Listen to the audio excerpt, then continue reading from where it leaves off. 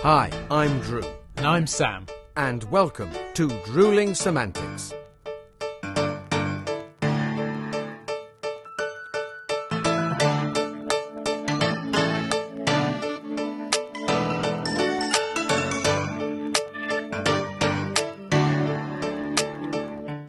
Hello! Yes, welcome to the latest episode of Drewling Samantics. And for anyone who's on YouTube, immediately you will have noticed something different.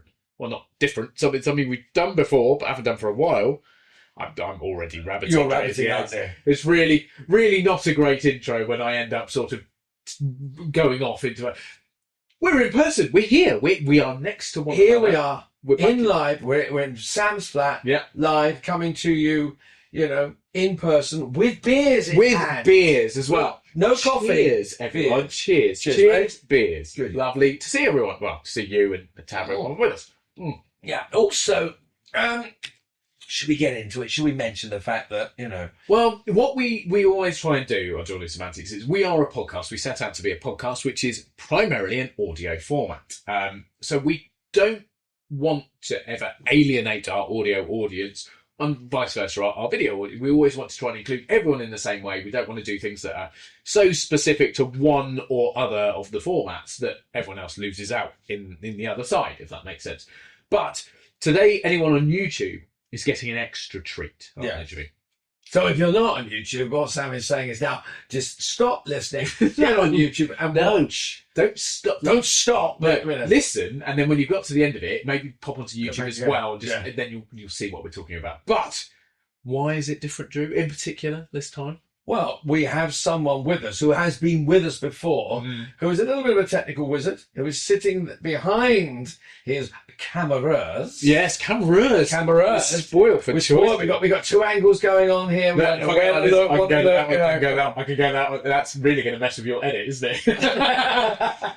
But yes, we are absolutely ecstatic to say that sat behind our two cameras is the wonderful Mr. Phillip Lee. Phil, give us a wave or say hello or do something. There he is. He is here, we promise. Look. He's all over the place.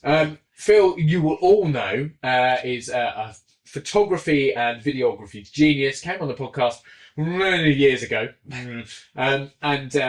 We just happened to be available at the same time Phil was. And we sort of thought, wouldn't it be nice to do something a little bit different and something that we can get someone else involved in? And it's got nothing to do with the fact that I'm really lazy and hate setting up my camera when we do this. It's nothing to do with that whatsoever. No, but it was an opportunity to do something a little bit different, something a little bit fun, and for us to catch up with a lovely Phil who is here with us. So yes, you will see if you are watching on YouTube that not only will you get to see our lovely faces in person next to one another, but at times you'll see them from different angles, and the edit's going to put me to shame, basically, is what's going to happen, rather than the standard making sure the Zoom windows line up. Sam, I wouldn't say anything against your editing and your production. No, because you're in punching distance today. There is that. There is that. But no, it is nice to have just have a little, little change it up a little bit every now and again. Exactly that. We've done our outside broadcasts and taken it to different places. Now we are back at Sam's flat, being beautifully produced by the wonderful Phil. Yes, exactly. So yes, today we are a trio, although Phil tends to be fairly silent in these matters because he's concentrating on what he's doing, and we don't want to distract him or disturb him too much. But yes, so we are back here. It's been a long time, but we fancied a proper catch up and wanted an opportunity to sit, have a chat, do an episode, and just generally enjoy each other's company. Well, it's a bit remarkable that you have actually got any time to be anyone's company at the moment, Sam. Come on, tell how many different jobs and projects have you got on the go at the moment? Because it's getting. Can I make a point of saying this right now? I love it. Please keep it coming. It's great. Working all the time. Amazing. Not complaining. But yes, I have been very busy. Lots of filming, various different projects, lots of things going on. Some educational work, some auditions. I've just been all over the place, and it's been brilliant. Fucking exhausting, but it's been brilliant. This beer is very much needed at the moment. This is almost weirdly, although we're working, we're having beer, we're having a laugh, but we are working. This is the calm This is like it's downside. It's the eye of the storm, yes, isn't it? It is. Bits around it are mental. But so I will always find time to sit down and have a beer and chat to you and to make content for our lovely listeners and watchers. You actually, and I'm glad that you mentioned what we're up to at the moment, because Drew, I need to say an enormous congratulations. Because you had a very important audition recently, and you've had some good news. Yeah, well, as on my way over here this morning, I had an audition, and I stepped out my comfort zone because, as most of you will know, musicals are not my strong point. They're not my big thing. No, I like them, but I'm a reluctant musical. If we were dividing up the industry, that would be very much a bit you'd shove my direction. Yeah, very much so. Yeah, that would be, stick to what you know and what you're good at. Yeah. But I did audition for a musical. I'm not going to say what it is at the moment because it's just pre-production. But I have got the role that I auditioned for. I don't have to do a lot of singing in it, but I will be singing. Yeah, I will be singing. But and it's a new piece of work. I'd like to tell you more about it, but I can't, given in due time. Yes, but in due time, I will go. I'm doing this, but it will take place in May. And it's via, I can say, one of the podcast guests, Tom Neal. Yes, the lovely Tom Neal. He's the composer on the piece. Mm-hmm. So I'll be working with a mate there. And it's very much a new piece of work, a collaboration, an idea that came about because of a particular, shall I say, anniversary that's happening. Mm-hmm. Dropping some lovely subtle hints. I wonder if anyone will work it out. I don't know if anyone will work it out. But it's a fabulous collaboration between the composer, writer, MD, and director, and the actors involved. It's just a three-hander. At the moment, it's a three-hander.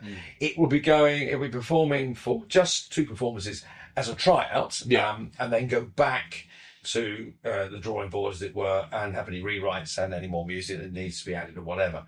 So at the moment, it's in its infancy, right? Which is good because it gives me a chance to learn to sing. No, sorry, I couldn't resist. I shouldn't have said that. That's mean. It's not so far. I mean, I have to say, I've worked very hard in the past week or so. Does it help, Drew, having a wife who's a singing teacher?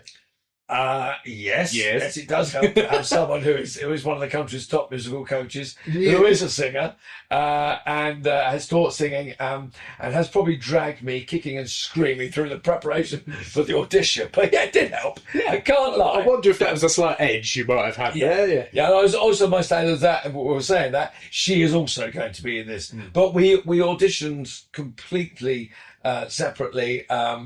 And autonomously, we would, there was no connection. There was no. I mean, if I didn't get the part, I didn't get the part. There was no. You're not always a group deal. We are not joined at the hip by Verona get Drew free. Yeah. No, but Tesco's did that, didn't they? Well, they did. Yeah, buy one get one free. Did you? No, not buy one get one. I mean, you did the Tesco's ad, the two of you. Was it Tesco's? Tesco's. Well, it wasn't Tesco's. It was something to do with the unwelcome guest. It was. Yeah. Yes, it was. It was. But so I've gone off on a tangent here. But did you audition as were they looking for a couple? They were. Wait, you did different bits though, didn't you? You were on a checkout and she was. Yes, I did. I did several little storylines around it. But my character was seen at home with his wife, and we did audition. They wanted. Well, they auditioned couples specifically. They auditioned couples specifically because at that moment in time, we were but we were in our bubbles. Bubbles. We could audition together. Yes. So there was that. Anyway, end tangent. Sorry. Back to tangent. Yes. Brilliant tangent. I'm great at going off. One of your best tangents you've ever had. Well, it made sense. Which is more that could be said, but most of it. Yes. All right. But yes. So huge congratulations, musical coming up. Thank you. And I'm glad that this conversation has sort of gone that direction because it's something I really wanted to talk about and you used the word collaboration. Now we've talked before on the show about there is an opportunity to do low or no paid work, unpaid work. And I was going to say we've been very against it. We're not completely against it. It has a place in the industry for certain reasons, but I think it needs to be addressed and managed in absolutely the right way for it to be appropriate and fair. And collaboration sort of sits in the same realm, but for all the right reasons. So, for example, a very obvious collaboration, as everyone knows, we're a non-profit podcast. We don't take a wage. We did this as an awareness thing because we were grumpy that we were in lockdown, also to speak. And it's just kept going. And the fact that you guys will tune in and listen and watch means that we want to keep creating it. And it's giving awareness and for people in the industry, for news and current affairs within the industry, and we will just keep that going. And in this case, obviously, we're very lucky that Phil's here with us, recording and making everything look beautiful. Well, making me look beautiful and Drew look human. Ish. I'm hoping he's going to take a few years off, but not even those cameras can do that. But anyway, no. They say the camera adds weight, don't they? Like adds £10, but has it added 10 years for you? What's going on? Just carry on talking about the collaboration. Oh, you don't like this tangent? I'm just frightened you might be right. But yeah, that's very true. So we're obviously collaborating with Phil. So Phil has very kindly come in, but the reason being that we are all of us gaining something out of it. So we are creating content which runs in line with what we do. We create episodes on a weekly basis, bar the odd gap here and there for end of season or what have you. So we're gaining an episode. We would have had an episode regardless, but we're gaining almost like an upgraded episode from a visual point of view. Phil is a freelancer, and although he's done all sorts of different projects, recording a podcast, it's fair to say, Phil, you haven't really done a podcast before? Those hands are supposed to say, you can talk, will he? Just say, no, I haven't. No, I haven't. There we go. He's got a voice. He is here. But yeah, so this was almost an opportunity for Phil to add a little extra something to a showreel or an example of work that he could then expand a bit more and go, look, clients, if this is something that you want, we're seeing a lot more now in advertising that, and sorry, spoiler alert, a lot of those podcast clips you see on TikTok and Instagram where they're talking about a product, it's not a real podcast. Sorry, ruined that there. But this is an opportunity, so to speak, for Phil to be able to have some content like that. So if someone was looking for a videographer producer who can create that kind of content, he's got some examples of it. So great, we're all in this together. We're all getting something out of it. And that, obviously, is the premise of a collaboration. And I've done a few of them modelling. So rather than taking a wage, I've ended up taking access to the images and the freedom to use those images in my portfolio or however I choose. Obviously, you can't just go ahead and edit stuff and change things. You get certain permissions and stuff, but to use final edits to go, look, this is something I can do, they become almost a currency, I guess you could say. Well, very often before we get any further, I should say the job that I have just got, I am going to be paid for. So I'll better say that in case the guys are going, we are paying you. Yes, they are. But very often, as Sam said, it is done for, you'll see castings maybe for student films or for low budget movies, what would say show reel material. So so whatever you shoot, they will let you use for show reels, and you can cut it about and use it as you will. And that's great because to create show reels and to take one cold and film it cold, it's quite an expensive business. It takes time, people, and effort. If you can use something that you shot with a good crew and a good DOP, or to be able to use that's so advantageous. And very often, as Sam said, they'll say it's low budget. They'll provide food, travel, sometimes accommodation if you're shooting away from home and it's overnight, but more often than not, it will be just for expenses and the chance to use the material for a showreel. Of theatre productions, if it's a fringe show, obviously it's a direct showcase to invite casting directors and direct them and people to come and see you.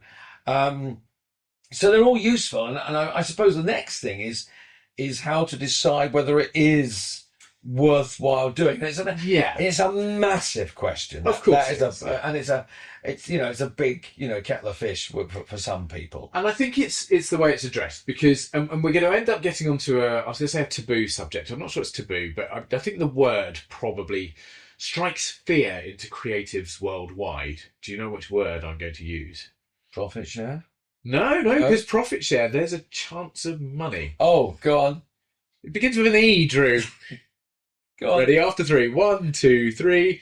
Exposure. Oh, exposure. Yes, Exposure. That's that becomes the currency. Yeah. Yes. Yeah. So exposure, an interesting term. I think we've probably talked about it a little bit before, but it is a word that when you see it, I think it changes your demeanour immediately and the way you address I'm talking from looking at a casting's point of view. So if I'm reading through something and it says it normally starts with unfortunately, and you go, here we are, here we go. So it's gone, we're casting for this, we're looking for this, we want this kind of person, blah blah blah blah blah, we're filming here, we're doing this, the dates are this, blah da da da da da.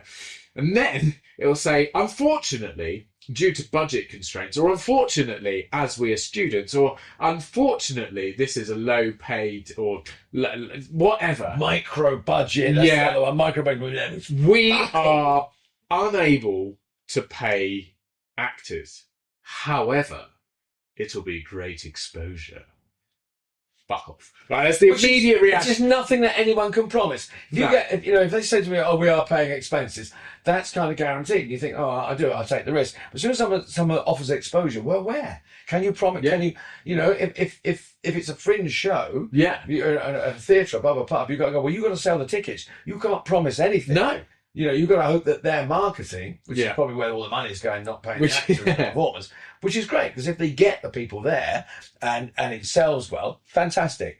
And if you can use it as a vehicle to invite, industry professionals along, fabulous. Absolutely. You can't guarantee that. No. And obviously I'm being very blunt there. Of course.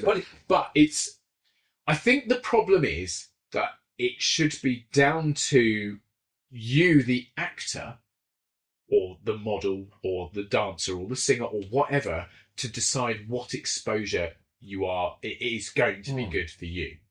So I think it's a fine line. I am not by any means suggesting there shouldn't be unpaid work, because if you're just getting into the industry and you have no experience, you cannot possibly command a fee, because it's like a Formula One driver gets millions and millions of pounds, but I couldn't walk up to a Formula One company and go, well, I can drive a car, so I want that kind of money. In fact, early doors, getting into something like that, you pay to be able to get that. In the same way that an actor will pay to go to drama school, or pay for classes or workshops or what have you. Or work for nothing, and your talent is your payment. I mean, again, it's like, if you need exposure, or you need some way of working, and maybe to get credits, to be able to put on your CV or your show reel, or go towards a spotlight listing. Oh yes, of course. If you look at the script, you go, "That's a great script. I can do this. I can afford to work for little or nothing." Good, yeah. That's the other thing. I mean, we've all got to eat, and that comes down. Sometimes people say, "Yeah, but you're a professional, therefore you should be paid."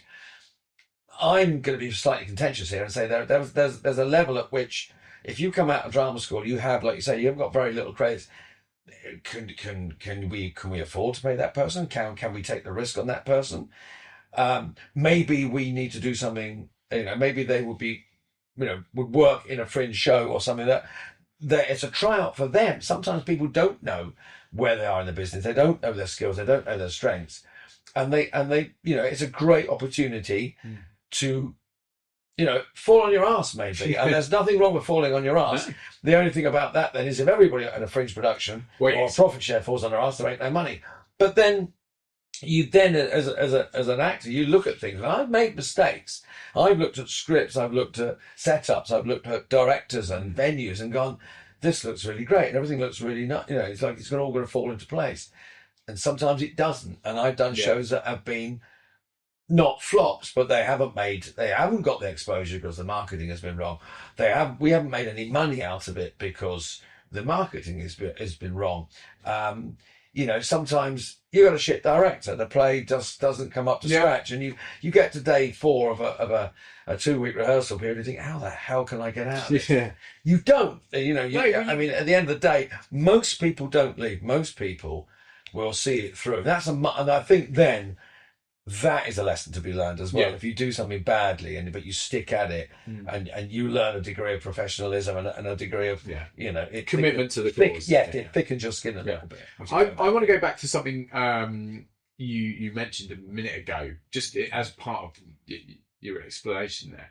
The word risk, and I think that might actually be part of the key to this, because I think the level of risk runs in relation with what you invest. So if you were casting a movie and you put Idris Elba as your lead role, you said to him, look, we've got this, would you like to do it? And he said, well, I like the script, whatever. And you said, okay, we're going to give you $25 million to do this movie. He is not a risk. Idris Elba is fucking unbelievable. He's going to work every penny of his 25 million. So you are taking zero risk, but you're putting the money behind it for that.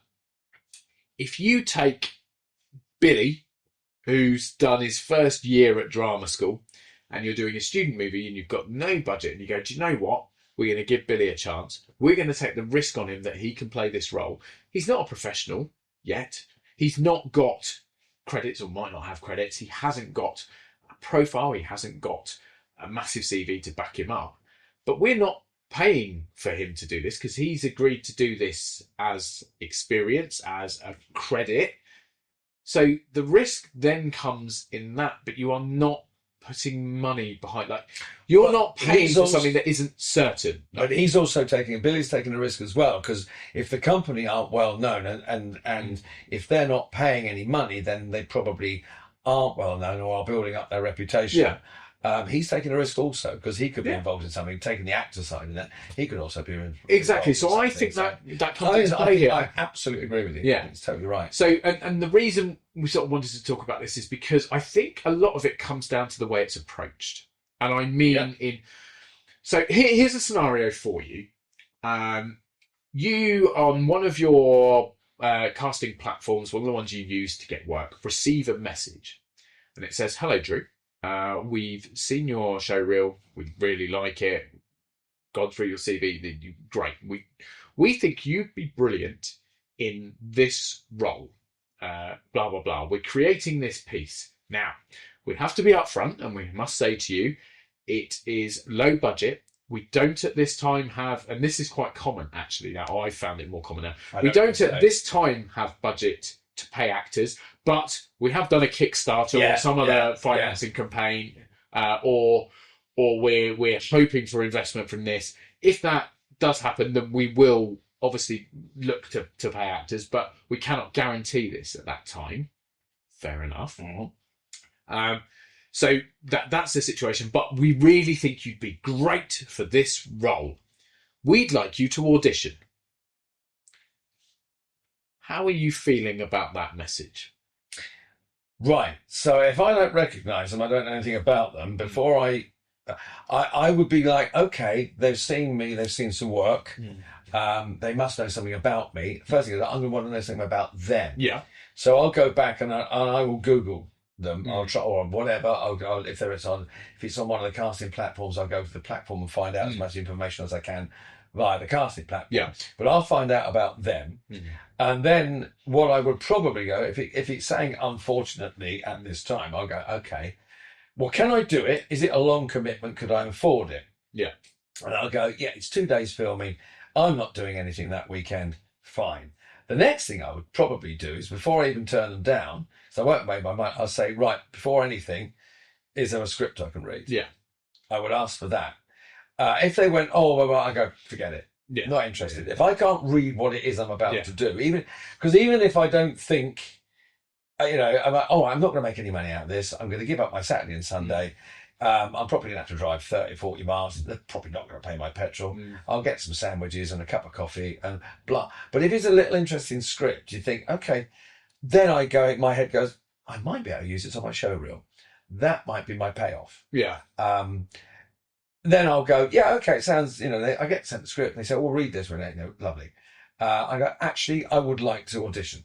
Now, if they get all sort of like, oh, well, we invite, I go, well, you can shove it up your jacksie. I'm not interested. If you go, thanks ever so much, it's lovely. We're glad you like the script. Could you come along to wherever or do a Zoom or whatever? I'll go, yeah, fine. Okay. I would do it. But I would have to, for me, and I think it's probably, the material is probably more important. If there's no money, I've got to know what I'm doing. Yeah. The fact that they've approached me and asked me to audition, I'm not so bothered by that. Okay. I don't think you're anticipating where I'm going with this, I think. Well, no, I mean, I don't. Even though it's not paid, should I audition for it or not? Exactly. Because so my next question was going to be: imagine that identical scenario. Blah blah blah. Unfortunately, at this time, we haven't got the budget to pay actors. We're hoping to raise the funds. Blah blah blah blah. But we've checked you out. We love your show reel. We would love you to play this role. Would you be interested? Does that make a difference for you personally? So in the first scenario, they're saying, we think you're great. We think you're brilliant. We love everything you've done. We want you to audition for this. The second scenario, they're saying, we think you're great. We love what you do. We think you'd be ideal for this role. Would you be interested?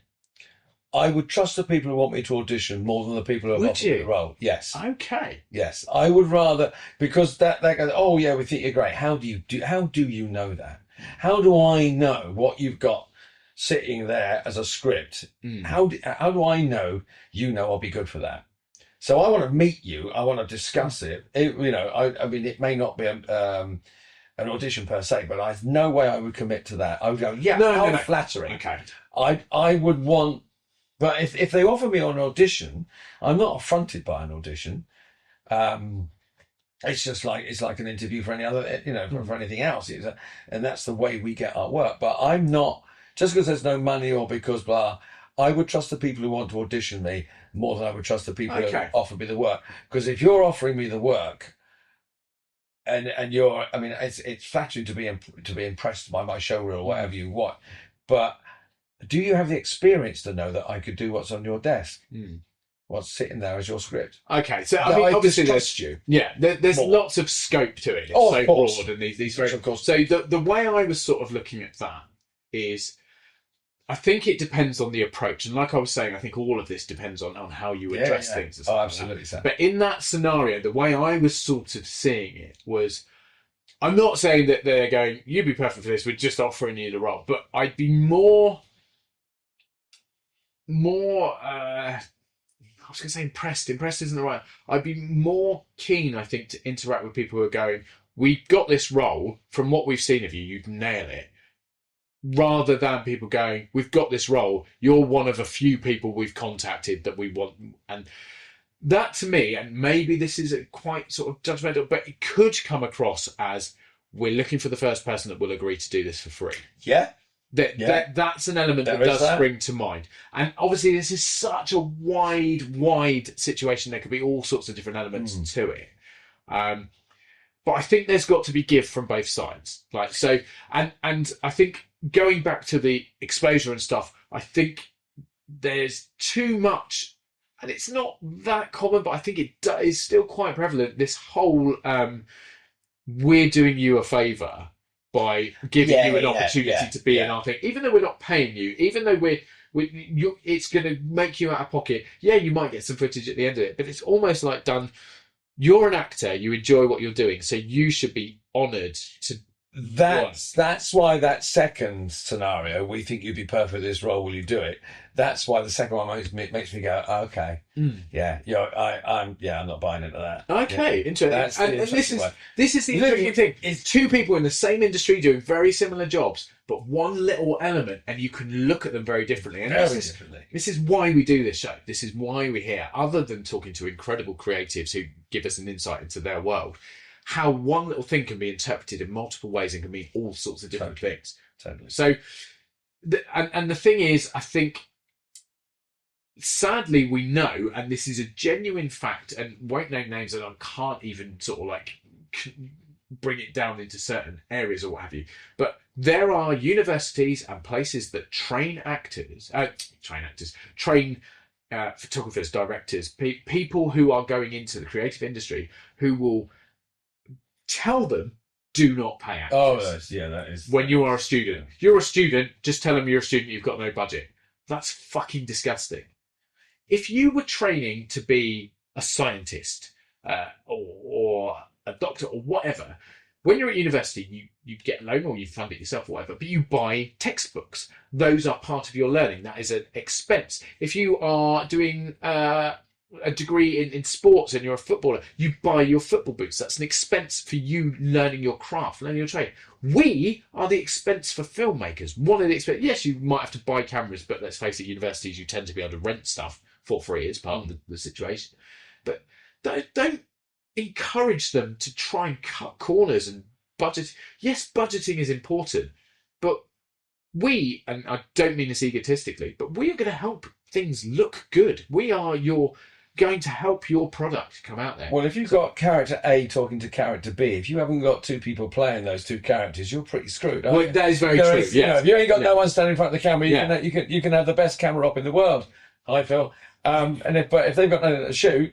Exactly that. Yeah. I mean, if you want to be a painter and you're going to, do you know what I'm going to do? Still life. I want to paint that bowl of fruit. You don't go into Asda and go, do you want to collaborate? Can I borrow you? I want to borrow 2 bananas, an apple, a pear, and a grapefruit. I'll bring it back tomorrow. Yeah, brilliant. It'd be great exposure, Asda. Other supermarkets aren't available. But I have to say, on that, the whole exposure and risk thing, equity and assorted unions have for example, they have an equity agreement. Yeah, you are guaranteed to get paid if you're doing film work for it. Yeah. I mean, and even stage stuff now, there are equity agreements and that, and I think they're a little bit more, and people are taking care of actors a little bit, and there are a few unscrupulous people, and I think that's why we have all ended up doing stuff that you regret or whatever. And to the extent, can I say that I did a student film years ago, and the university had said to them, don't pay your actors, and they paid me anyway because they were like, we don't think it's right. And that was so refreshing. Yeah. So refreshing. Yeah. But so, and again, these aren't enormous issues that are so common that it's happening all the time, but it does exist, and we want to bring awareness. It's a little minefield. It's a little minefield if you are new to the business. Or you've come into the business from elsewhere, you don't know how it works. It is a minefield. You can get caught out. You can do. I mean, I worked with a guy a little while ago on a paid project, but he'd done about 10, and I went, but why haven't you been paid? Why are you still doing it? He said, well, I said, no. You've got to know at which point you are worth being paid. You've got to know your worth. You've got to know your worth. Yeah. And that, I think. Yeah, risk, knowing your worth, and knowing if you really want to do something. Yeah. I think it comes into it. But it's an assessment, isn't it? That thing sits in front of you, and we've been through this numerous times, but there are 2 or 3 elements that you will look at and go, right, does it tick enough of these? Is it paid enough to justify me doing it? And if it isn't, is it something that I either haven't got in my repertoire, as in examples of, or something that I've always wanted to do that I haven't done before, or something that I love doing and want to do more of, but I'm not getting the opportunity to, or will it open doors? And I think beyond that, then you've got favour for a friend. Well, I was going to say, there's sometimes I just think I had fun doing this. Exactly. I'll just do it, sod it. There are little sort of lesser sort of favours to friends and all that sort. Yeah. Yeah, but on a very sort of kind of simplistic level, if it's not paying its way for you, if it's not going to cover the travel costs for you, you've got to get something out of it. And I think it's still too common that doesn't seem to be a consideration for the people offering that work. We're doing you a favour, giving you this, it's great exposure. You don't know that, you cannot guarantee that. And actually, the way that should be done is, here's a casting. We are doing blah, blah, blah film. These are the roles we are casting for. We cannot pay at this time, but we would love people who are invested and really want to give this a go. Please get in contact. That, it's open then, and it's down to the people for approaching. Yeah. If you are going to people, you cannot go in it with like we're doing you a favour or we're offering you something here. You cannot have is it an arrogance? I don't know. I suppose it is an arrogance, but I also it's a lot of chutzpah, isn't it? It's a lot of front. You're going to go, yeah, we're doing it. And are you doing me a favour? How well do you know me? Exactly that. So, and there are times where all of us will ask for a favour from someone or go, do you mind coming in and doing this? Would this benefit you? Does this? And in fact, for the way we approached you, said, is this something you'd be interested in, would be of any use for you? And yeah, you were more than happy to do it. But there was never a, right, we're doing this, we know it'd be great for you, because that's so arrogant and offensive. And we can't afford to pay you either, so might be a beer at lunchtime. Yeah. That's guaranteed whether we're working together or not. Yeah, there we go. There we go. Big thumbs up on that one. But yeah, so a hugely interesting, a hugely complicated and in-depth topic. And please don't think that at any point we're saying that collaborative work or unpaid work has no place, because it really does. No, it does. To get onto Spotlight is the sort of the UK top level, everyone as a professional actor is expected to have. That's where the biggest castings go. I'm not saying there aren't other places, but Spotlight is the what do they call it? It's the yardstick. It's the go-to. Yeah. It is number one, despite issues with criticism. And we've been there before. So we've done that. Have you paid recently? Oh yes, it's over £200 now. Yes, ouch. It's gone up. I think something like 30 or 40% since I've been an actor. Nah. Anyway, we won't go into that. But Spotlight is the one that is considered to be the one that you need. You must have that a professional actor uses. It's the industry standard. That's what I was looking for earlier. Industry standard. To get on to Spotlight, this is not offence aimed at you because I'm in this bracket as well, used to be easier. Genuine. Yeah. Early doors, you just paid your membership and you were on Spotlight. Then you had to have certain credits or have attended drama school of some kind. You got on because you went to drama school. Yeah. I got on because I had 4 paid professional credits built up before I got on there. I don't know what the requirements are now, but what I do know is it is no longer just a case of some drama training. I mean, you went to a very decent drama training and the majority did. And I'm not saying others are not decent, but they are not recognised or accredited. So there are certain drama schools that are drama schools, and then there are universities that do drama degrees and other qualifications. It is now not just any drama qualification, is it? As it sort of used to be. I guess because now it's much broader and there are so many more that do this. But it used to be pretty much any drama training that you completed would get your foot in the door, or any 4 professional credits. Now it's only certain, mostly accredited. I think there are a couple. I can't remember how it works. But it's much more difficult to get on now. And we still see it now. Like people we've known and worked with for years who aren't on there because the what they need hasn't been sort of accumulated together. So you have to work really hard to become that level.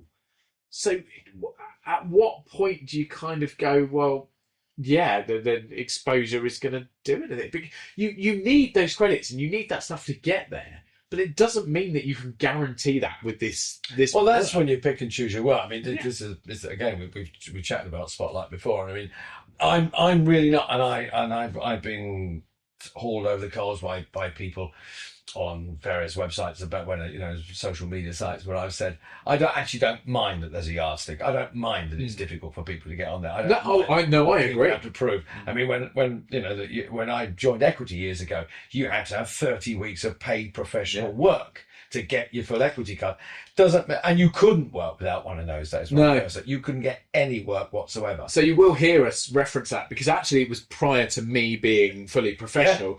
I've always been a member of Equity because it includes insurances and things you just need. They are there and they are a brilliant union. But it's no longer a closed shop. No. Now you pay your membership you're in. As said, it used to be you had to prove that there was a reason. But also, you couldn't work. That was the main thing. You had to have your equity card, a physical thing. And now, and that was closed shops is a huge discussion. I didn't think it was no bad thing, It didn't bother me. Now we're less exclusive about things, and now Spotlight have got a little bit stricter. People are going, "Oh, we can't get my Spotlight." Well, tough shit. Go out there and work. I have no problems with saying that. Tough. Go and work. I had to work. Many professionals, have had to work. People coming into the business that are cab drivers and bus drivers, and I used to do a bit of dance when I was 20. I'm now 40. I fancy doing a bit of work. Well, if you've got to do 6 or 7 credits to get on Spotlight, tough shit. Yeah. Go out and work. And if you get those, you get on, then you get work. And if you meet me in an audition room and you've got your credits and you're on the Spotlight, and I've got mine and I'm on the Spotlight, and we're in there auditioning and we're on a level playing field, best of luck to you. You get the job. I don't care. But what I don't want is to meet Larry, who's a freaking cab driver, who's come in the audition room because he fancies a job, and I've slogged my guts out and paid many thousands of pounds and worked all many years, and he's in there going, "Oh yeah, I'll fancy doing a bit of this." Well, I would probably walk out of the room because it would make me very freaking angry. It's shortcuts, isn't it? Yeah. No one likes a shortcut when it's belittling the work you've done or making it almost feel like, why did I bother? Yeah. Everyone should have an opportunity. I'm not saying that. And maybe bringing it right back to where we started. Maybe collaboration and maybe doing that work, working for nothing and then working your way up to being paid. Maybe that does, get the wheat from the chaff. Maybe that does decide whether you're strong enough to stay in the business. Well, there is that as well, because it's cutthroat in every possible way, and you've just got to be prepared for that kind of. You've got to have almost that sort of black sense of humour, and not give a fuck. It's not that, but you cannot take shit to heart. Can't. You've got to do it. Do it and forget it. It is going to be disappointing. There are so few people out there in this industry that have always succeeded. They do exist, don't get me wrong, but there are equally people that have worked incredibly hard, come from different backgrounds, and I'm going to do another tangent now. Go. But it's hugely important. It's a moment, and do you know what? I'm not sure we need to say much more on collaboration and exposure and stuff like that. I think we've kind of ticked quite a few boxes and got a few different. We'd love to hear your thoughts on it. Absolutely. Please do weigh in, whether you're in the industry or not. Whether you feel some of the stuff we've said it seems completely off base, we'd love to hear that as well, because we're only giving opinions. We try and always be as neutral as possible. We will give our views, and we will also try and give light to the other side of things. Quite a lot of the time we'll disagree. Because a lot of the time I'm right and Drew's not. So we have to disagree. So I'll let that one go. Yeah. It genuinely it does please me when we disagree, not in that sense, but because it gives those two views and it makes it a lot simpler. Absolutely. But it's really lovely when we can give both sides with a passion. But equally, even when we massively agree on things, we'll still try and weigh in on the other side and go, we can kind of see where you're coming from. And if in this case, actors are expensive, but we justify the cost. So we're a good investment. So students, go for it.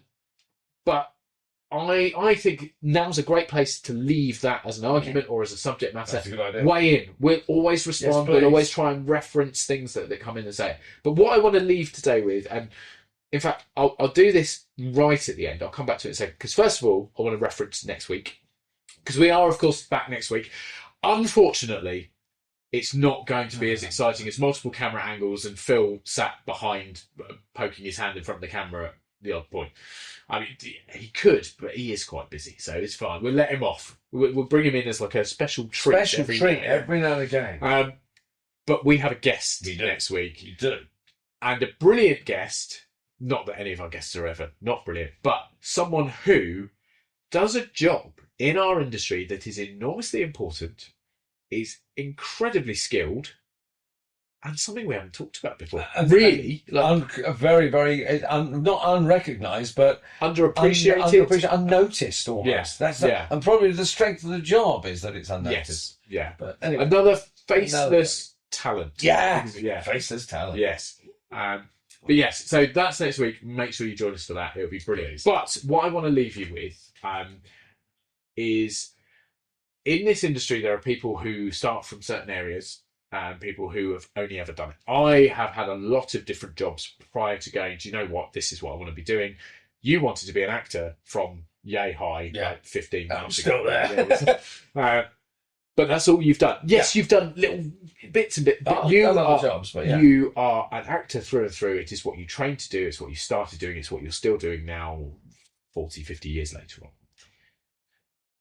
Regardless of that, there are people who commit themselves to this industry and do as much as they possibly can and are just unbelievable. And their experience and their knowledge within the industry is mind-blowing. If you get an opportunity, recently Harrison Ford was awarded a lifetime award for services to the film and acting.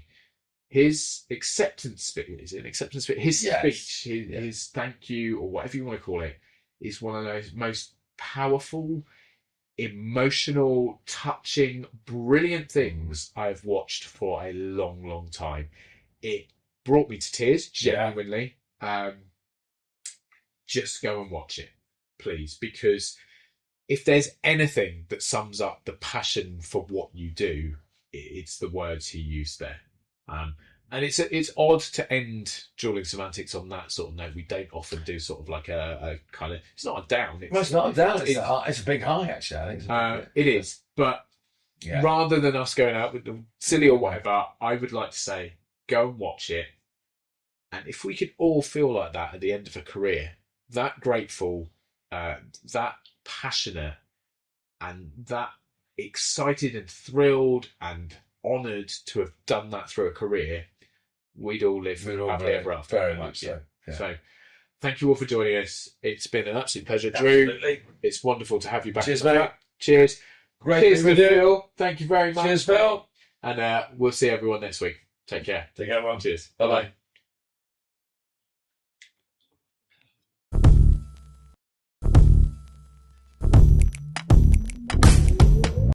Thanks again for watching this episode of Drewling Samantics. Please make sure you subscribe to our channel and turn on notifications so you never miss a new video.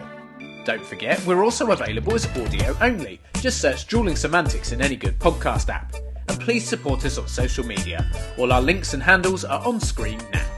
We love welcoming new followers and subscribers, so why not share with your family and friends so they can join in too? Thanks very much. See you next time.